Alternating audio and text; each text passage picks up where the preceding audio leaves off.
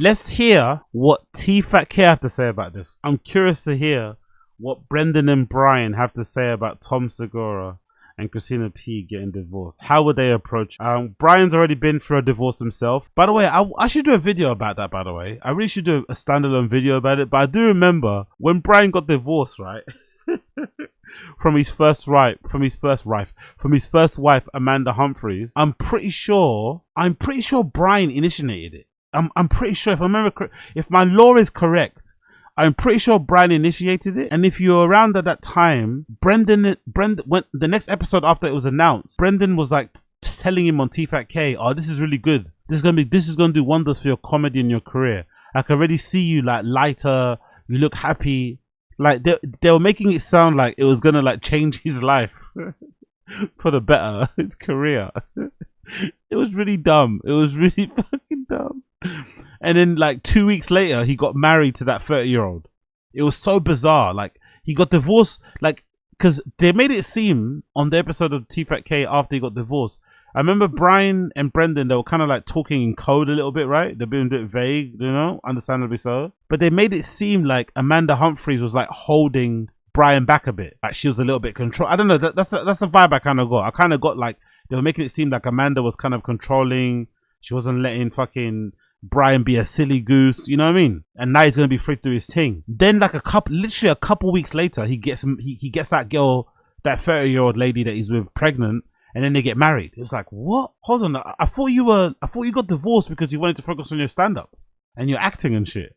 And all of a sudden he gets married and he's like, what? It was so odd. So yeah, I'm curious to see that. And obviously with Brendan, I don't really get the feeling Brendan's ever gonna leave Slojo or vice versa. I think they're really well suited personally. Like Slojo's just as redacted, if not more redacted than Brendan. They're both very superficial and vain, and I think they just mesh. I think they're probably the most well suited couple in comedy. I'm not gonna lie, in terms of their personalities and what they kind of like and don't like. Like I think they are very, very well suited, Brendan and Joanna. So I will be legitimately shocked if they ever get divorced. You know, I'll be really, really shocked. So let's hear what they have to say. Let's hear what Brendan and Bryan have to say about Tom Segura. And it's raining. It's real to me. You're feeling plucky. Hey, it's real to me. I love it. It's one of my favorite moments in a podcast when we get excited. How do you feel about the news? I was caught off guard. I know I sent it Chin for a current event, but Tom Segura. You said caught off guard or cut off guard? The news. I was cut off guard. What is wrong with Brendan, by the way? Like, truly, what is wrong with him? He can't pronounce caught. He said, I was cut off guard. That's what he said, right? He said, I was cut off guard. Cut. Moments in a podcast when we get excited. How do you feel about the news? I was cut off guard. I know I sent it Chin for a current event, but also Lake Travis. I beg this Lake Travis team send them a cease and desist. I beg this fucking Lake Travis baseball team sends this motherfucker a cease and desist. We get it, bro. We fucking get it. Enough with this Lake Travis fucking like how much Lake Travis merch has he purchased in the last fucking 2 months? Fucking hell, bro. His entire identity is Lake Travis now. This team didn't exist before he moved to Austin. He probably didn't even know this baseball team fucking existed before he moved to Austin. Now all of a sudden he's fucking Lake Travis hats and t-shirts and jersey. Like, give it. Oh my god, what a bandwagon fan. Please, Lake Travis, send this guy a cease and desist. I beg of you. Tom Segura and Christina divorce. Yeah. Now, were they together 20 years? 18 years. What I say about this is, especially when you have two headshots in the household, that's a huge success. They beat your I'm sorry. He always has the most insane opinion, innit? Why is he like this? Is that because is he trying to be like nice? Is that what he's trying to be? Is that him trying to like be like nice because they're comedians that he might like? What? It's a success because they've been together for 18 years. What the fuck are you talking about? Two prominent comedians who whole kind of career and brand was kind of based on them being married but also doing their own thing have gotten divorced. If I'm not mistaken, at one point, wasn't it always said that, oh, comedians, you shouldn't date comedians, right? It was like the running gag was like, don't ever date a comedian, it never works out. But then the exception was always, oh yeah, but look at Tom and Christina. Remember people used to say that? People used to always say, but look at Tom and Christina. They've made it work. They've made it work. That was kind of their whole brand. Everybody in the internet most people on the internet, 99% of people are saying it's heartbreaking news. It depends who you kind of like favor, right? In terms of who you're rooting for over Tom or Christina. But for the most part, everyone's like, oh, that's sad. That's everyone's initial reaction. Oh, that's sad. You might not care that much. You might not be doing in-depth analysis like I am. But your initial reaction when you hear two people who were together for 18 plus years, met, became millionaires together, brought their career up together, when you hear them, they've been divorced or they're getting divorced, your initial reaction is, that is sad. It sucks this happening. Brendan's like, oh, this is a great thing actually. It's fucking successful marriage. Well done. They beat the odds. What? What an insane take. It's the only person ever saying this. It's actually a success. It's actually a good thing. It's actually a success.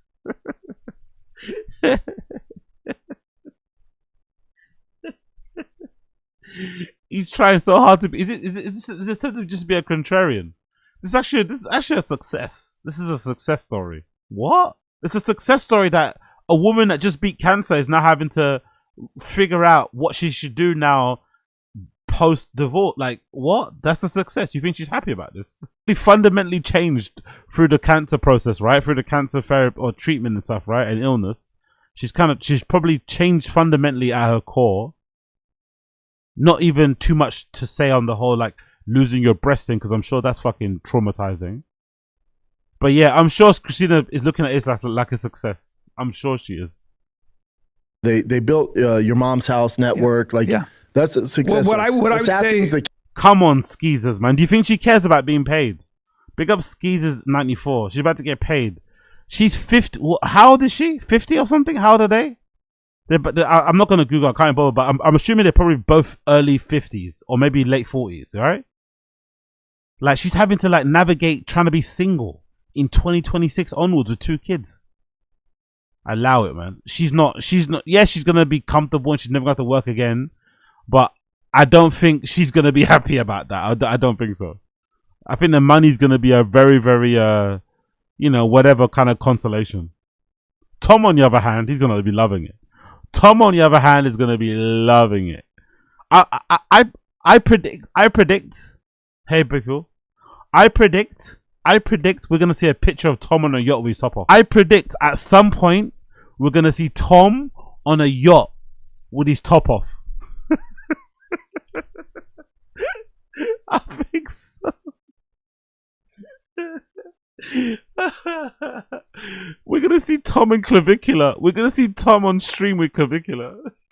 Honestly, man. Honestly, I wish I could be this. Honestly, part of why I'm laughing so much, I swear, because I'm such a pussy. I'm like, I know I look really fucking hard, right? I know I look really fucking tough and dangerous, but I'm such a pussy. I don't think I could ever do this. I don't think I could ever, like, the guilt would eat me away. Like, I couldn't do, I would just grin and bear. Even if I was unhappy, I would just stay. But the fact that Tom is legitimately leaving his, like, post-cancer surviving wife high and dry so he could fuck, like, 19 and 21-year-olds is so funny to me. It's so fucking funny. Kids? Yeah, what I would say is that how about a hand for 2 people that made it work for 18 years? That's a big deal. Yeah. So I say that, and that's all I'll say about it. And I see Christina all the time at the mothership. She's awesome, and she's awesome. I wish them all the best. That's all I have to say. And how do you think their show changes now that do you think they're going to be more open or more? I think because they're comics, and as long as they're. Hold on. What's that chin cam? Let me see the chin. What's that chin? Rare chin cam there. Look at chin. Oof. Austin's not doing him any good wonders, isn't it? Don't get me wrong. Chin's never been a looker, right? Don't get me wrong. Chin has never been a looker. I don't think anyone has ever described Chin as cute. I don't think maybe Jobbo. Do you think Jobbo ever called Chin cute or she called him handsome? Did Jobbo ever call Chin cute or did she call him handsome?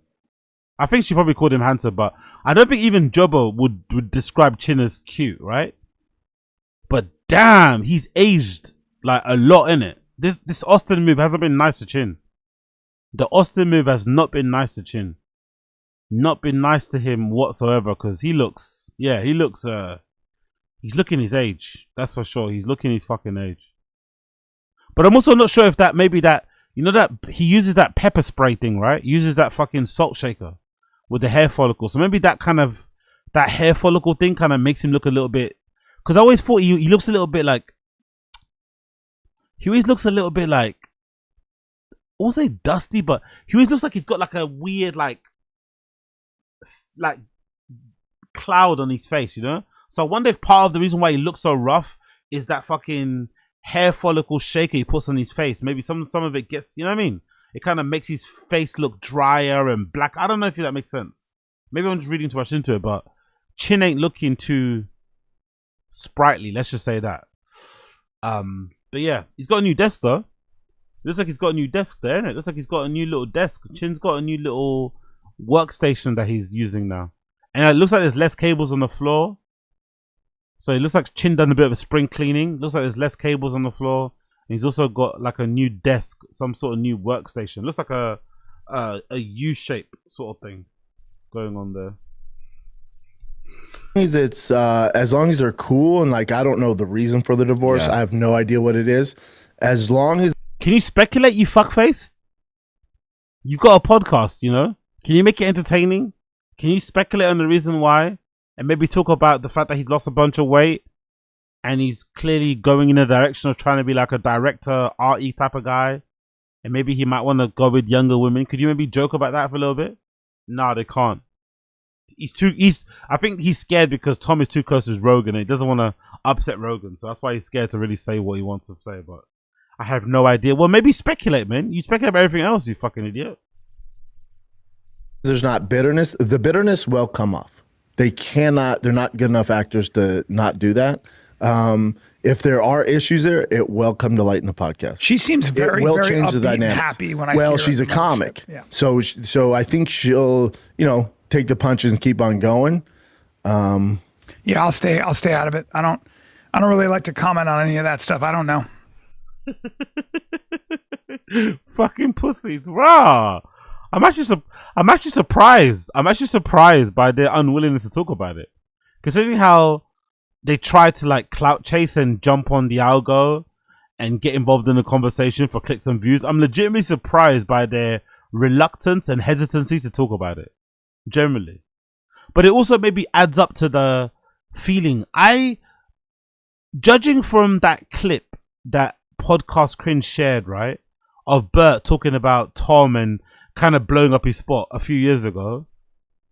Maybe this might be one of those divorces where even the boys aren't really feeling it. Usually in your friendship group, the boys are like encouraging you. This might be one of those things where Tom did it and even his friends are like, nah, you fucked up, man. How are you divorcing Christina?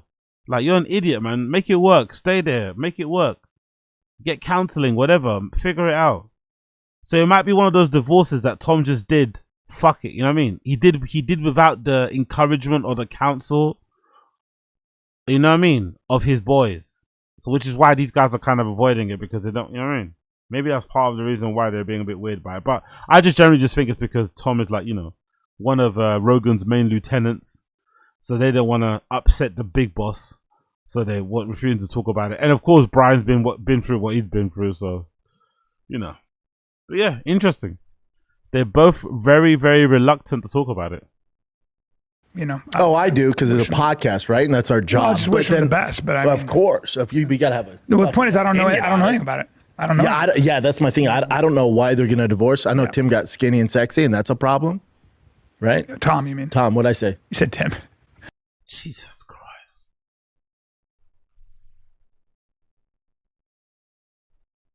I don't know. 1.1 million, 1.1 million. Tim. Like, I don't know. Again, not to say the thing that I always say all the time, but fucking hell, man. If you're out there and you really have imposter syndrome, you're fucking redacted. If you have imposter syndrome, self-doubt, you're lacking in confidence, you are redacted. You need to punch yourself in the face. Punch yourself in the face if you have imposter syndrome. This guy got 1.1 million from Podcast One. Sponsorship for his pods. And he's referring to Tom Segura as Tim Segura. Like, I don't know, man. I don't know. If you, yeah, I don't know. Congrats to him, I guess. But if you're out there and you're struggling with confidence, you are a fucking idiot. Figure it out. Get confident, because this motherfucker is actually low IQ and has managed to do pretty well in life. If he can do it. Tim Segura. Oh, brilliant. Breaking news in the comedy world. It's gone super viral. Everyone's talking about it. Prominent comedians in the stand-up comedy world. Very popular podcast. Very well-known people. Tim Segura. All right. You know what I mean? Tim, Tom. I do. Timmy Tom. Yep. We call him Timmy. Timmy No Breaks. Yeah. Yeah, it's a bummer for the kids, because the kids are young. That's going to be tough. Or as a kid, it's awesome too. My parents got divorced. I got 2 houses, 2 Christmases, 2 beds. He really is dumb, innit? He really is dumb. He honestly is dumb. So now divorce is good too for the kids, actually, because you get to celebrate things twice. So that happened. Every year you got to like what I don't want to dignify. I don't even want to try and make like of course. So now in retrospect, now he's a grown ass adult. He's looking back thinking it was great. At the time you were going through it, it probably wasn't great. You fucking idiot.